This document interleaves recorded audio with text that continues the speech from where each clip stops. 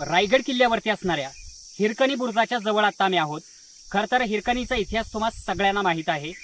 हिरकणी नावाची एक गवळण गडाच्या पायथ्याशी राहत होती आणि ती गडावरती दूध विकण्यासाठी यायची, परंतु संध्याकाळी 5 नंतर गडाचे दरवाजे बंद व्हायचे। आपल्या लहान लेकराला घरामध्ये एकटं सोडून हिरकणी गडावरती दूध घालण्यासाठी आली होती, परंतु गडाचे दरवाजे बंद झाले। नियमाप्रमाणे जे काही पहारेकरी होते त्यांनी दरवाजे बंद केले। नंतर मात्र गडाच्या बाहेर कोणालाही जाण्याची परवानगी नव्हती। हिरकणीचा मात्र वेळ चुकली होती, तिला गडातून बाहेर पडायचं होतं, परंतु तिला बाहेर जाता येत नव्हतं।